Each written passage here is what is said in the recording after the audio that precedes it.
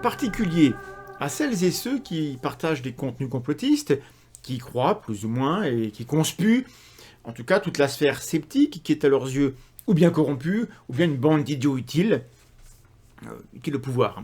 Si ça ne vous dérange pas, durant cette vidéo, je vous appellerai cher complotiste. Puis si ça vous dérange, bah c'est pareil. Petite parenthèse, le complot n'est pas un mot qu'on balance comme ça à la tête des gens juste parce qu'on les aime pas. C'est un concept précis utilisé par les chercheurs et qui désigne une forme de rhétorique ou de raisonnement où l'on pose comme prémisse l'existence d'un complot, on en est sûr, il n'est pas question d'en douter, et après on déploie tout un argumentaire qui finit par confirmer cette certitude qu'on avait au départ et dont on n'avait pas tellement envie de douter. C'est pour ça que l'expression théorie du complot est embêtante, parce qu'en fait, il n'y a pas de théorie, il y a juste une croyance. Seconde parenthèse, pour dire un truc banal, mais les complots existent. Et tous les complots découverts, dénoncés, punis à travers l'histoire n'ont jamais été prouvés par des complotistes. Soit ils ont été inventés par les comploteurs eux-mêmes, parce que garder un secret, c'est dur. Soit ils ont été mis au jour par des gens qui enquêtent, qui prouvent, qui travaillent avant de dire qu'ils savent.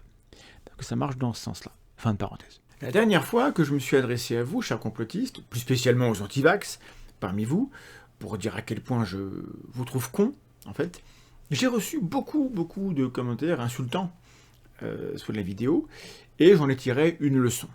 Cette leçon, c'est la suivante. Quand on vous parle au moins un petit peu frontalement, vous écoutez. Et je tiens à vous en féliciter sincèrement. Parce que écouter ce que pensent les gens qui nous critiquent, c'est crucial en fait.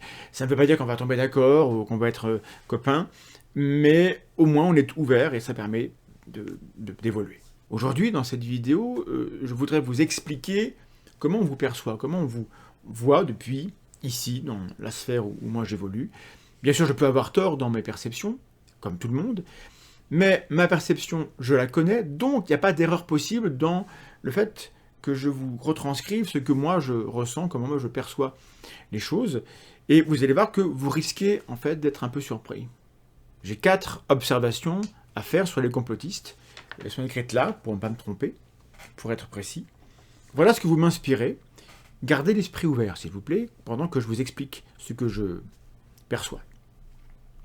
Chers complotistes, quand vous prenez la parole, vous voulez exprimer votre individualité, vous vous dressez contre un monde injuste et brutal, dans lequel vous ne recevez pas ce que vous pensez mériter. Vous vous investissez d'une forme de mission, vous avez un rôle à jouer qui est plus grand que vous. Deuxième observation, vous souhaitez vous connecter avec des gens qui pensent comme vous, qui cherchent une autre réalité que celle qu'on nous sert tous les jours dans les grands médias. Troisièmement, vous vous méfiez de ceux qui ont l'air de défendre des vérités verticales, qui s'expriment avec des formules toutes faites, qui prétendent avoir raison parce qu'ils représentent une forme d'autorité. Quatrièmement, vous avez tendance à détester un peu vite les gens qui vous contredisent, à croire sans prudence les histoires négatives qui les concernent, à traiter le camp d'en face comme s'ils étaient tous interchangeables, tous coupables, et finalement tous pas très honnêtes. Voilà les 4 observations que je tenais à faire, les choses que m'inspirent les complotistes, et ces jugements, vous devriez les recevoir sans vous sentir insulté, parce que en réalité, ces 4 jugements-là, j'ai les mêmes, exactement les mêmes pour les sceptiques et les zététiciens. Rembobinez, retournez voir le timecode ici, réécoutez ce que je dis, en remplaçant complotiste par chers zététiciens, ça marche pareil, en fait. Et c'est ça qui est intéressant. C'est ça qui est important, c'est là-dessus que je voulais m'arrêter un petit peu avec vous. Alors, complotistes et sceptiques militants, même combat, on est tous pareils? Pas vraiment non plus, en fait.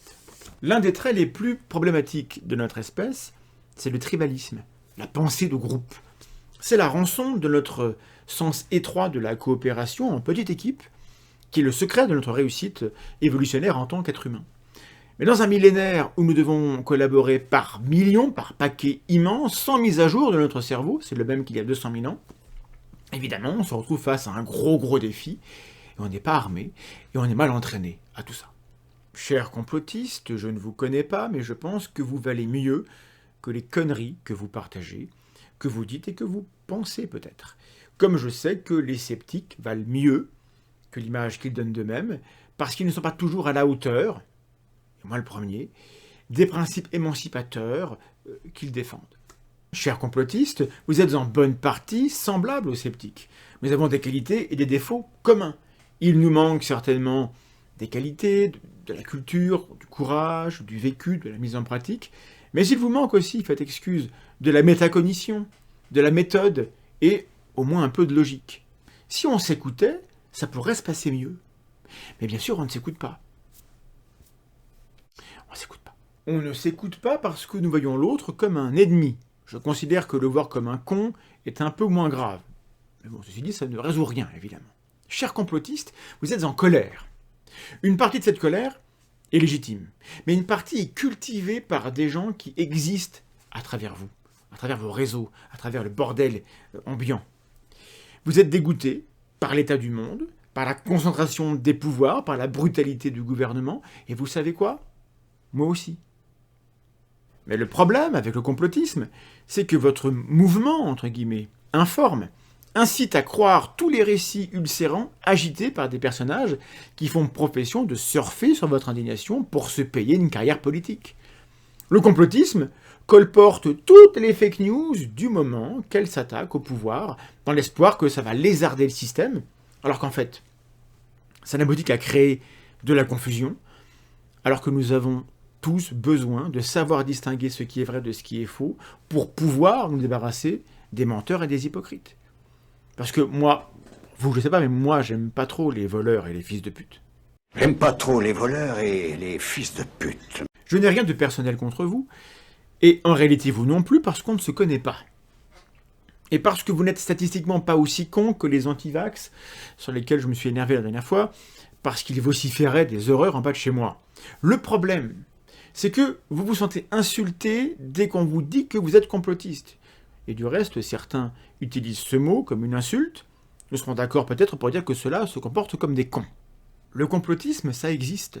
C'est une mauvaise manière de raisonner, de militer, d'affirmer savoir ce qu'on ne sait pas, de déshumaniser souvent aussi l'adversaire, et de donner du pouvoir à des manipulateurs un peu tarés qui croient au satanisme, ou à des pervers qui ne croient qu'à leurs propres ambitions.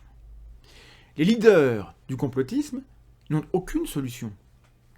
Ne vous l'aurez pas, ils n'en cherchent pas, ils n'en veulent pas. Ils tirent profit du merdier qu'ils entretiennent. Ils ont un intérêt personnel à vous voir en colère, à vous voir dégoûté, révulsé par les histoires fausses qu'ils agitent sous votre nez. Des scénarios qui circulent dans la complosphère, on peut presque toujours dire « Oh, si c'est vrai, c'est très très grave ». Et quand on n'est pas con, qu'est-ce qu'on fait ? D'abord, on vérifie si c'est vrai, avant de hurler « Oh, c'est très très grave ». Pas la moindre des choses, non ? Le nazisme, par exemple, c'est une idéologie complotiste. Sauf que ce qui était vraiment grave, c'était la haine générée par les scénarios complètement fous des propagandistes.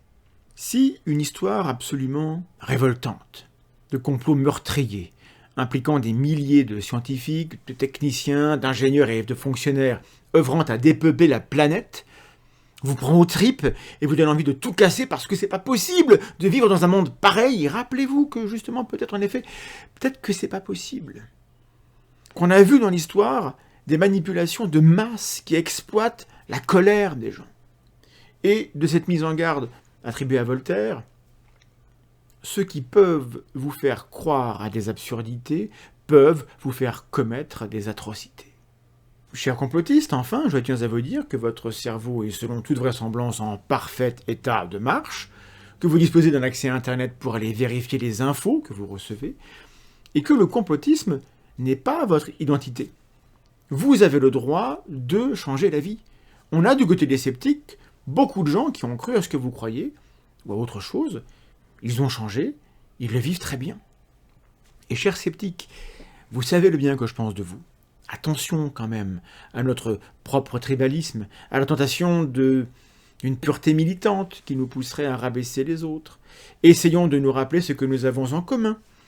Et que si la bienveillance est importante, pour parler aux tenants croyants de théories plus ou moins farfelues, elle n'est pas subitement une option superflue quand nous parlons entre nous. C'était ma réflexion du jour, parce que au-delà de la connerie apparente des individus, au-delà des incohérences que moi j'appelle de la connerie, il y a des gens qui ne s'écoutent pas. Donc, si vous avez autour de vous des gens qui sont complotistes et qui détestent la zététique, demandez-leur de passer quelques minutes à m'écouter, de m'accorder ce bénéfice-là. S'ils le font, je les en remercie, sincèrement. Si vous êtes anti-zététicien, complotiste, et que vous avez regardé cette vidéo jusqu'à ce moment-là, jusqu'ici, en vous retenant de commenter sous le coup de la colère des injures, je vous félicite. Vous faites mieux que la plupart des gens face à des contenus qui les énervent. Et c'est très bon signe. Je ne pense pas qu'il y a d'un côté des sceptiques qui pensent bien, et en face des complotistes qui pensent mal.